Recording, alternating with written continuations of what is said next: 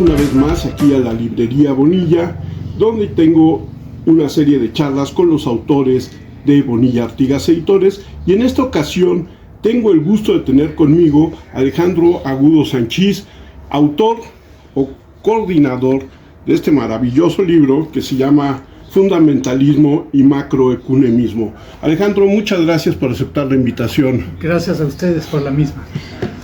Alejandro, cuéntanos, antes de entrar en materia, ¿por qué antropología? En lo que respecta a este libro. En lo que respecta a ti. Bueno, lo que respecta a mí tiene que ver mucho con mi coautora del libro, es Pilar Sanchís Ochoa, que es mi progenitora, querida madre, que es antropóloga. Ella es antropóloga de la religión, y pues desde muy chiquito tuve, aunque no era consciente de ello, pues todo ese estímulo. Finalmente llegó un momento de mi vida que no sabía qué hacer, ni qué estudiar, y mi mamá me dijo así muy sutilmente: ¿por qué no le das chance a la antropología? Y a partir de ahí, pues para el real, ¿no? Y el escribir un libro juntos, ella y yo, pues fue un sueño largamente acariciado. Lo que pasa es que tenía que tener yo primero mi propia trayectoria, mi propia carrera, para poder ser coautor, ¿no? En lugar de alumno, ¿no? También, siempre, ¿no? Uno nunca deja de aprender, y más con este tipo de experiencias, ¿no? Pero pues esa es la razón principal, digo, acortando una larga historia, ¿no? Y cuéntanos, ¿cuáles son las características y las diferencias principales entre el fundamentalismo y el macroecumenismo? Bueno, nosotros elegimos fundamentalismo y macroecumenismo como dos, vamos a ponerlo así, dos tipos ideales, ¿no? No existen realmente, no tienen realidad empírica como tales. Los tomamos precisamente como eje del método analítico que proponemos en el libro, que es emplearlos como dos extremos de un continuum, a lo largo del cual hay espacio para muchas variedades de manifestaciones, movimientos y grupos políticos religiosos, ¿no? Entonces utilizamos macroecumenismo y fundamentalismo no como dos digamos categorías fijas y realmente existentes, sino como herramienta para examinar grupos, manifestaciones religiosos que en sus relaciones con la política transitan a lo largo del tiempo entre uno y otro extremo, entre macroecumenismo y fundamentalismo, sin llegar nunca a tocar, ¿no?, ninguno de estos extremos, o sin llegar a pertenecer plenamente a uno de ellos. Entonces vemos como ciertos grupos, como el pentecostalismo, por ejemplo, del que hablamos en el libro, combinan, amalgaman diversas tendencias que en determinados lugares y periodos históricos lo aproximan a, digamos, una postura macroecuménica que tiene que ver con cierta tolerancia de diferencias, incorporación de distintas perspectivas, mientras que en otras ocasiones, en otros periodos y lugares, se aproximan más al extremo fundamentalista, cuyas características serían, digamos, una exigencia del monopolio de la verdad, inflexibilidad frente a otras perspectivas, etcétera, ¿no? Pero es importante, yo creo que abordemos esta cuestión, porque las personas que algunas que empezaron a leer el libro, incluso los dos colegas que me hicieron el gran favor de presentarlo el pasado 29 de abril, confesaron que al ver el título habían dicho: uy, ya nos tememos que van sencillamente el autor y la autora se van a dedicar a clasificar distintos movimientos, grupos, iglesias en un extremo o en otro, y se dieron cuenta de que no, de que es macroecumenismo y fundamentalismo digamos, tomados como nosotros los tomamos, como estos dos extremos, ¿no?, entre los cuales transitan de manera muy compleja diversos grupos y manifestaciones religiosas, ¿no? Pues es un método analítico, y se dieron cuenta con alivio, me confesaron, ¿no?, Felipe Gaitán y Edgar Zavala, que afortunadamente no era lo que esperaban, ¿no?, al ver la portada, ¿no? Pero además creo que es un libro que, independientemente de lo que nos dices, de cómo analizan pasar. Es un libro fundamentalmente muy actual, porque hoy en día, después de que durante probablemente la mitad del siglo XIX hacia finales del XX, la idea que más tenía la parte laica de la sociedad era que Dios había muerto, y los grupos intelectuales, tanto de izquierda como de centro, digamos, mantenían más o menos esta postura. Sin embargo, en los últimos 20 años hemos visto el resurgimiento de fuertes movimientos que se basan en cualquiera de los dos lados que ustedes analizan, pero en el sentimiento religioso. Y una de las cosas que ustedes hacen es hablar cristianismo, ¿no? Judaísmo e islamismo. Entonces, ¿tú cómo ves todo este movimiento que vamos hoy de regreso, o no de regreso, sino transitando otra vez hacia una espiritualidad o una religiosidad mayor?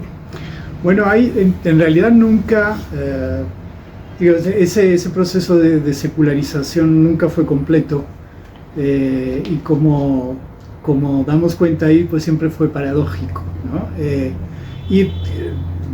Justo precisamente esta cuestión de la secularización, de la muerte de Dios o de la pérdida de influencia de lo religioso, pues yo creo que es algo que que atraviesa la mayor parte del libro, y es precisamente este sentimiento de pérdida de influencia de lo religioso a la hora de ofrecer explicaciones y de ofrecer este sentido a la realidad.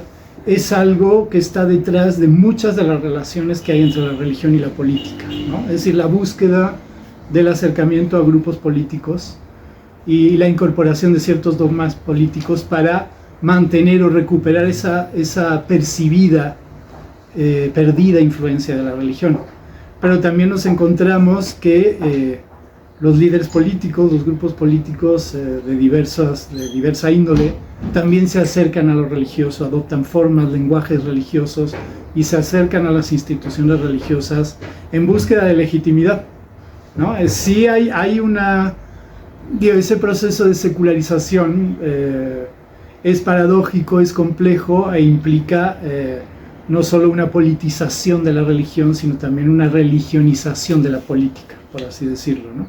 Y es algo que está ahí, es decir, qué alianzas, qué elementos, qué discursos buscan los grupos religiosos para, mantener, ¿no? Incidir, ¿no? en la vida pública también, y recuperar parte del terreno perdido, o que se percibe perdido en diversas sociedades, ¿no? Pero por eso también nos interesaba abordar ahí en un capítulo final las nuevas religiosidades, ¿no? Hay diversas denominaciones, el New Age, rechazado también por muchos protagonistas, ¿no? de este movimiento complejo y amplio, y nos interesó concluir con, un capítulo sobre estas nuevas manifestaciones religiosas, ¿no? Que amalgaman distintos elementos de distintas tradiciones, que en México en ciertos sectores sociales adoptan unas formas particulares, ¿no? Pero sí nos interesó salir, digamos, de los estudios de caso, que son muy importantes, ¿no? Pero, digamos, compararlos y ponerlos en una perspectiva más amplia para buscar, digamos, conexiones y ofrecer oportunidades de comparación, ¿no? Y además es algo que va cambiando constantemente, sí. ¿no? Y más hoy en día, porque de repente si yo me pongo a pensar tanto en la posición del Estado israelí en Gaza, o de los pretextos, o no pretextos, sino la forma en que Putin tiene de convencer a la sociedad rusa de esta guerra santa contra Ucrania, todos estos movimientos se van moviendo, ¿no? Sí, ¿no? Es precisamente como concluimos ahí, la religión es un proceso, y es justo lo que intentamos, o de lo que intentamos dar cuenta mediante el método que proponemos, ¿no? Digamos, estos movimientos entre el macroecumenismo y el fundamentalismo. La religión es algo que cambia constantemente.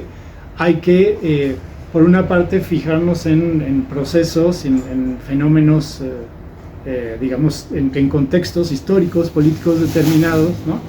Pero tener en cuenta, digamos, cuáles son las raíces, ¿no? Y qué es, digamos, lo que cambia, cómo se amalgaman con otros elementos, ¿no? Ya que, por ejemplo, ¿no? Que mencionabas el judaísmo, ¿no?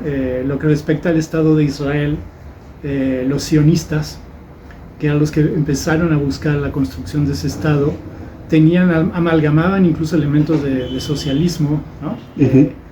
Con una visión, digamos, sagrada, ¿no? de la tierra prometida, pero al mismo tiempo que los sionistas originales buscaban esto y estaban profundamente influidos por la idea del Estado, a los judíos ultra ortodoxos les repugnaba la idea de un Estado, ¿no? Que sencillamente querían estar ahí en esta tierra, realizar sus actividades, pero ellos no contemplaban la fundación de un Estado. Era algo que les repugnaba profundamente, ¿no? Entonces hubo que avanzar en el tiempo para que se diera la conjunción entre ciertos elementos del judaísmo ultraortodoxo y el sionismo, para que esa idea del Estado de Israel adquiriera este peso, ¿no? Ortodoxo que luego llegó a tener.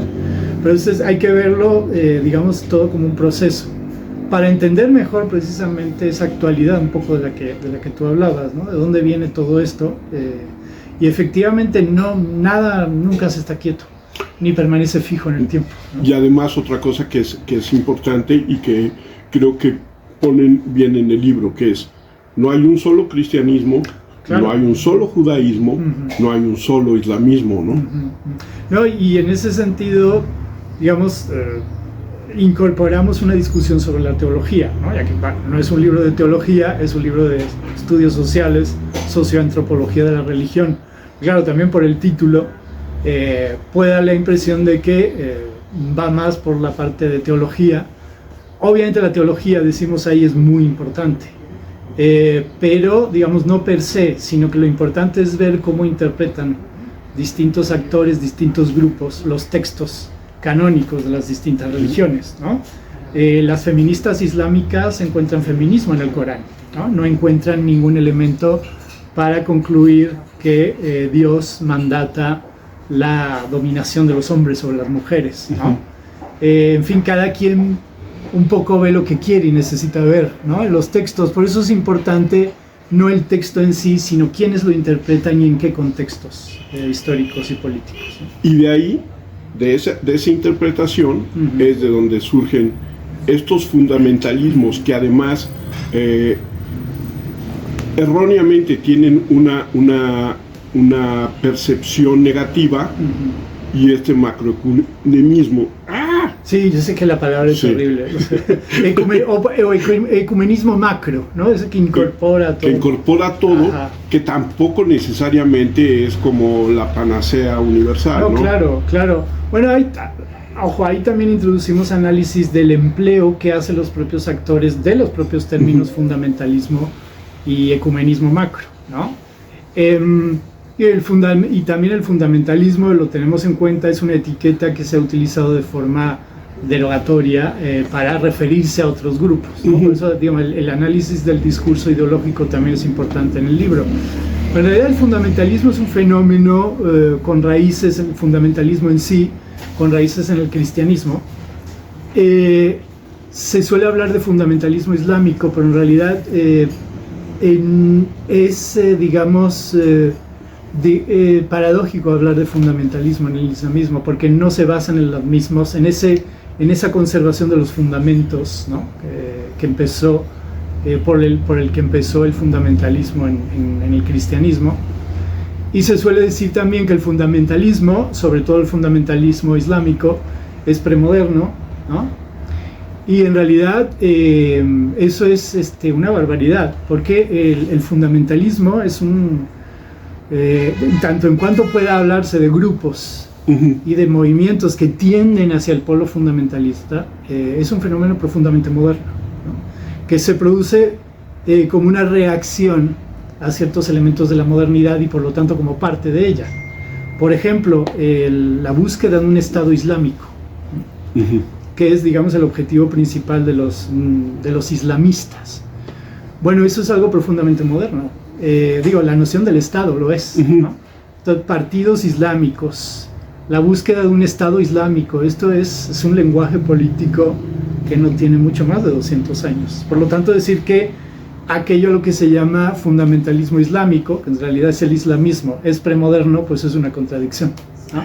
De hecho, los fundamentalistas, así llamados, tienen una relación de amor-odio con ciertos elementos de la modernidad, ¿no? La rechazan, pero desean esa influencia, ¿no? La buscan por otros caminos, a veces reproduciendo ciertos pasos de los grupos que consideran enemigos ideológicos, ¿no? Sería el ecumenismo, ¿no? Y el ecumenismo macro, pues bueno, le decimos así porque hay que incorporar también, por otro lado, a muchos y muy diversos grupos.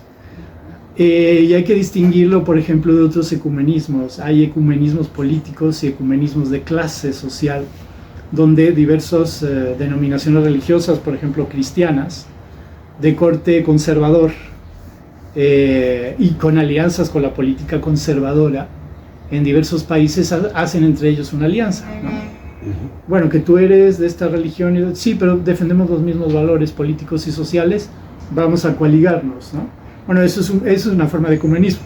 Pero para distinguirla de esa forma de ecumenismo, llamamos ecumenismo macro a este ecumenismo que buscan los proponentes del diálogo interreligioso, la tolerancia, la incorporación de distintas perspectivas, ¿no? Sin importar, digamos, y también, pues, digamos, con tendencias políticas más o menos progresistas, ¿no? Entonces es muy complejo porque hay muchas variaciones, muchas amalgamas de distintos elementos, ¿no? Y es como bien dices, es muy complejo, y bueno, el libro lo muestra, ¿no? El libro te da una idea de esta complejidad, pero te invita a investigar más, te invita a buscar, porque como tú dices, aquí hay los casos que ustedes estudian, pues están basados en 3 religiones fundamentales o importantes, ¿no? Habría que ver qué pasa con la incorporación de estos nuevos visiones o de visiones antiguas también muy populares, como es el caso del budismo, ¿no? Absolutamente de acuerdo. Ahí, digamos, están las religiones del libro predominando en el libro. Y decimos, lo aclaramos, ¿no? Hay otras muchas manifestaciones religiosas del hinduismo, por ejemplo, se puede decir mucho, y más con lo que está ocurriendo ahora en la India, ¿no? Con este giro del poder político hacia la imposición del hinduismo como religión de Estado y la exclusión de otros grupos, como los grupos musulmanes, por ejemplo.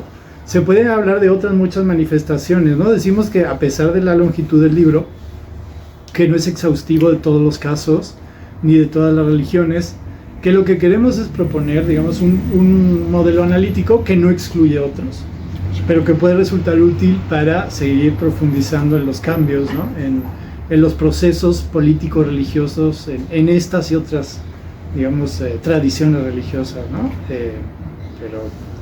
Y yo como ya había mencionado, creo que es muy interesante, porque a partir de lo que vemos hoy en día, políticamente y religiosamente, es una buena forma de empezar o de seguir viendo al mundo, en un mundo que se transforma hacia, como dices, si hoy la India empieza a buscar un Estado hinduista, volvemos a formas donde el Estado-Iglesia se vuelven, que no necesariamente un Estado-Iglesia es un Estado religioso, ¿no? No, claro, ahí digamos, sigue habiendo relaciones cambiantes muy complejas, ¿no?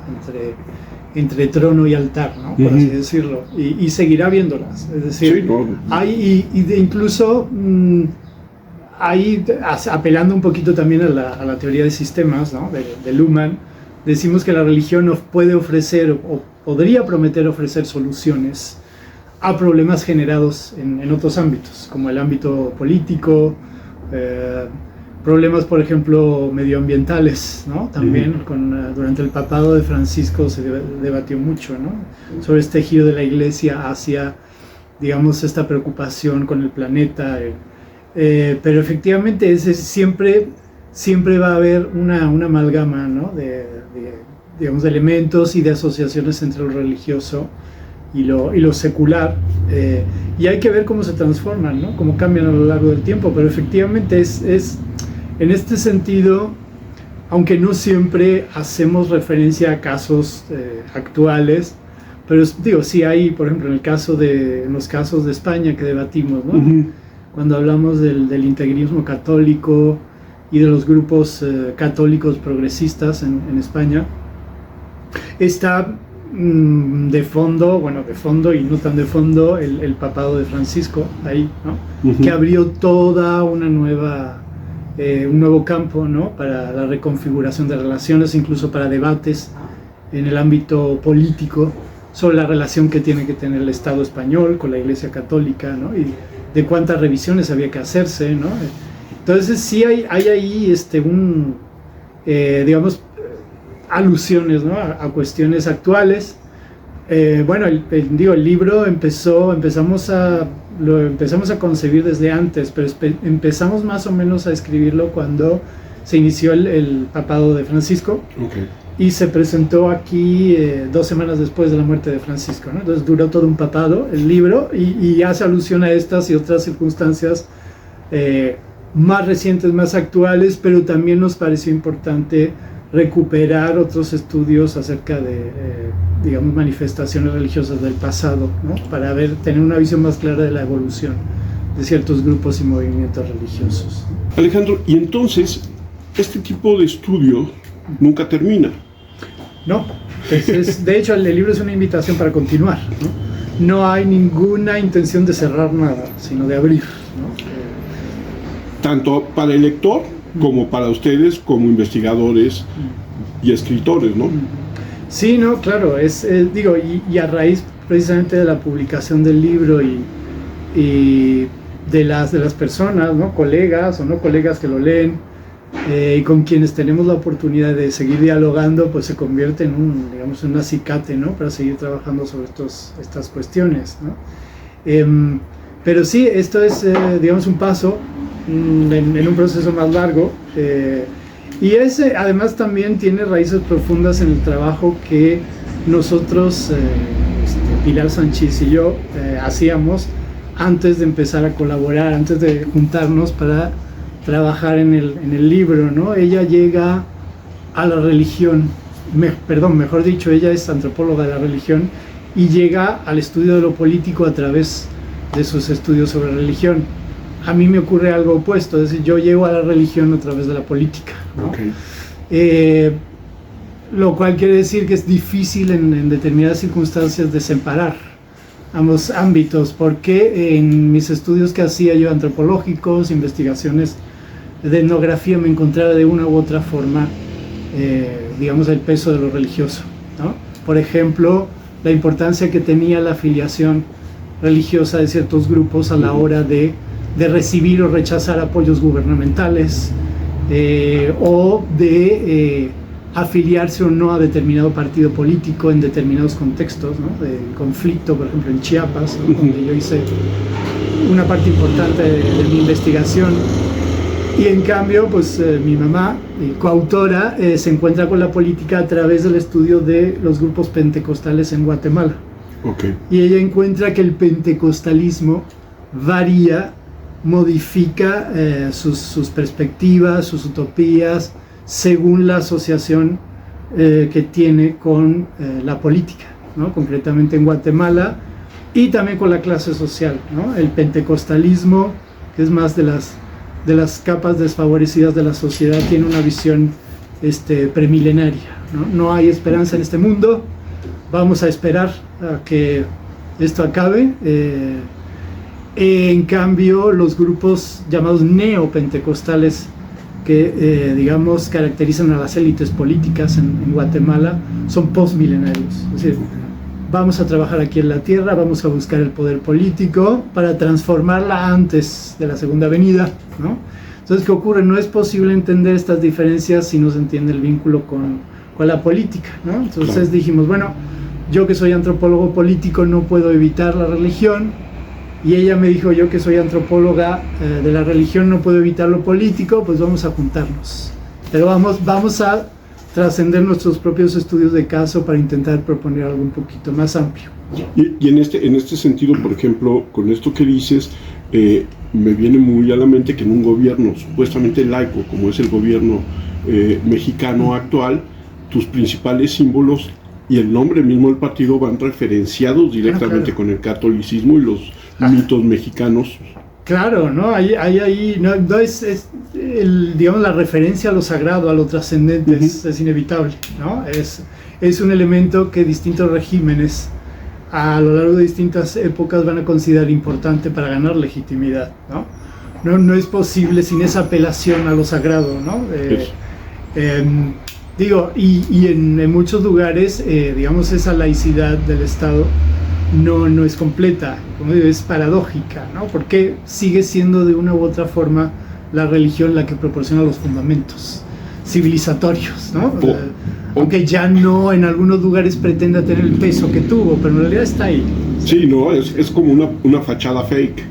Bueno, es el sostenimiento del Estado laico, si te refieres a eso, a veces oculta todo lo que no hay.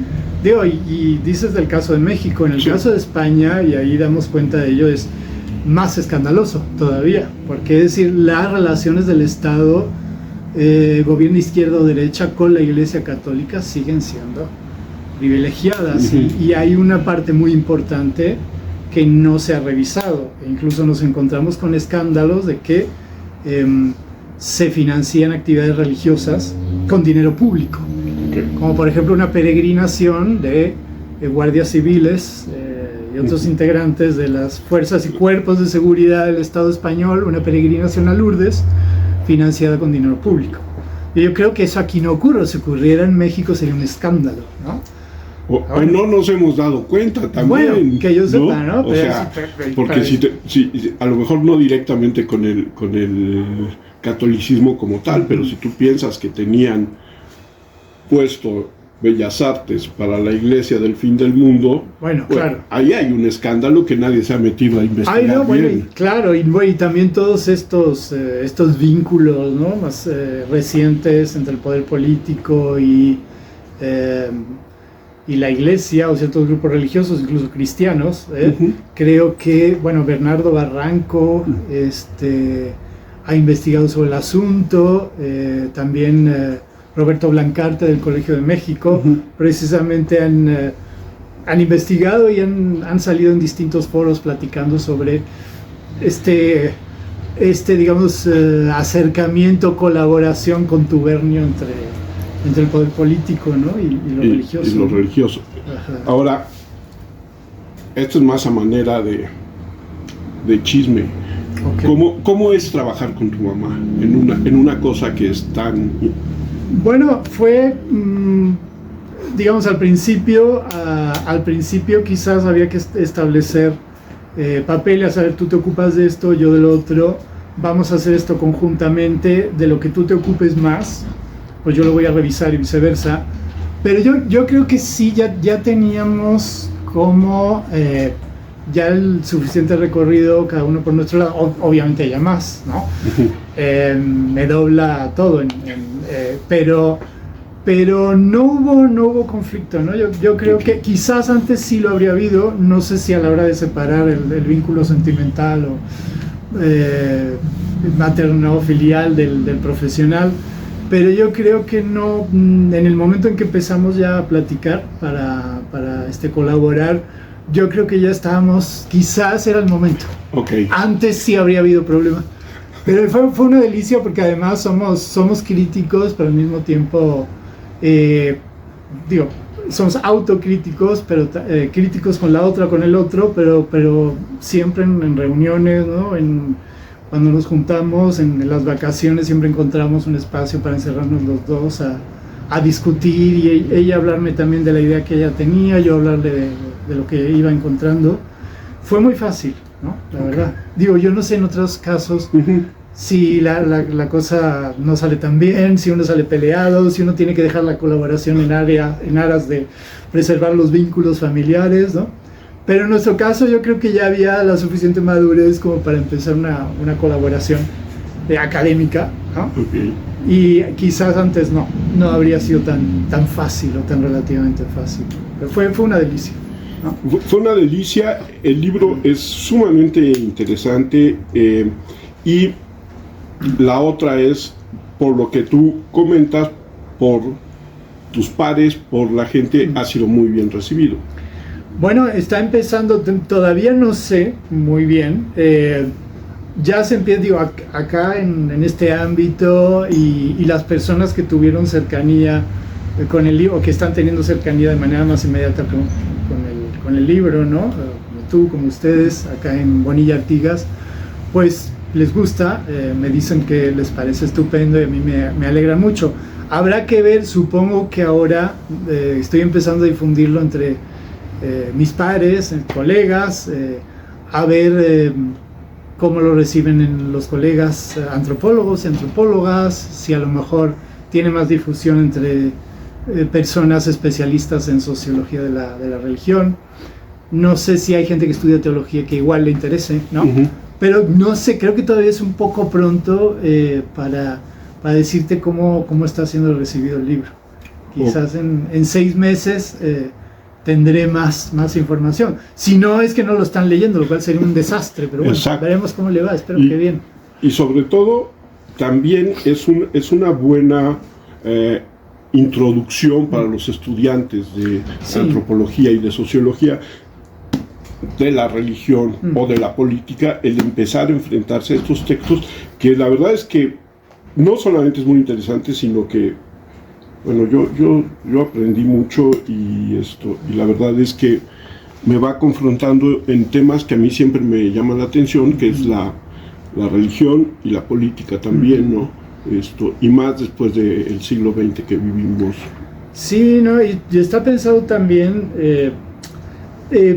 bueno, son 600 páginas, claro, de entrada tú dices, wow, pero bueno, dijeron en la presentación entonces que la prosa lo hace fácil de leer. Digo, obviamente hay especializaciones, pero intentamos escribir de una forma que fluyera la lectura.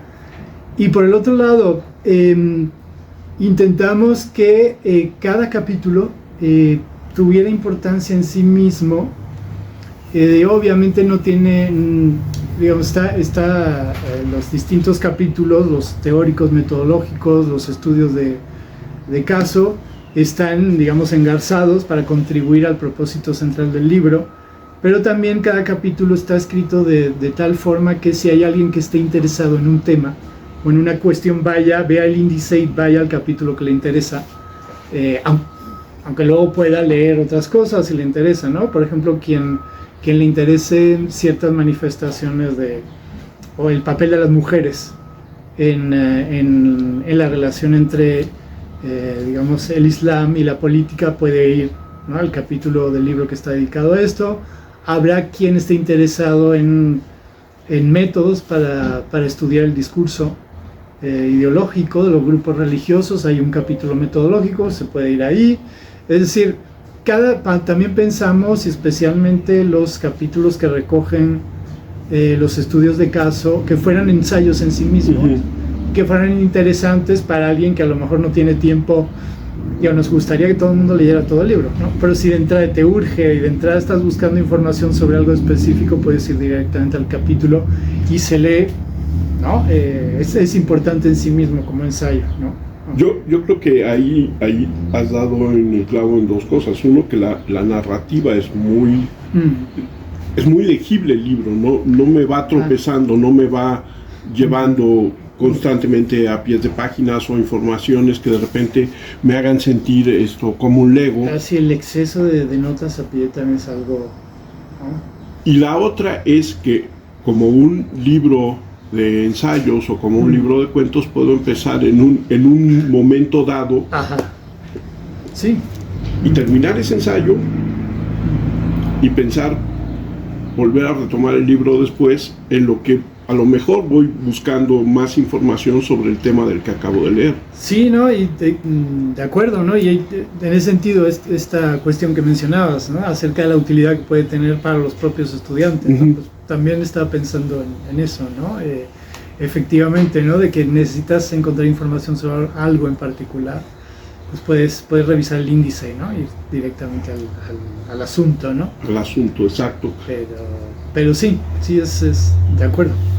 Alejandro, ¿dónde te encuentra la gente en redes sociales? En redes sociales soy digamos, un prófugo de las redes sociales, pero tengo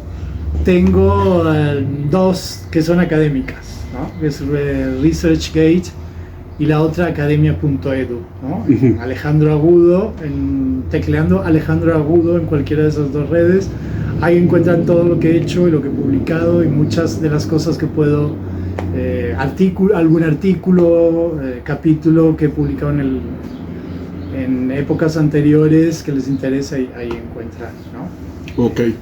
Y en mi página de la Ibero también. En la página de la Ibero. Ok. Pues yo soy Armando Enríquez, a mí sí me encuentran en redes sociales, en Twitter, porque me negaré siempre a decirle ex. Muy bien. Como @cernícalo, en Blue Sky también como @cernícalo. Y les recuerdo el gran proyecto que tenemos en Bonilla Distribución y Edición, que se llama Artefacto de Letras. Artefacto de Letras es no solamente un sitio web, es un canal de YouTube, es un canal de TikTok, es un canal de Instagram, y estamos por abrir nuestros dos primeros podcasts, uno dedicado a temas que manejan los autores de Bonilla y otro dedicado a los libreros y a las editoriales en nuestro país.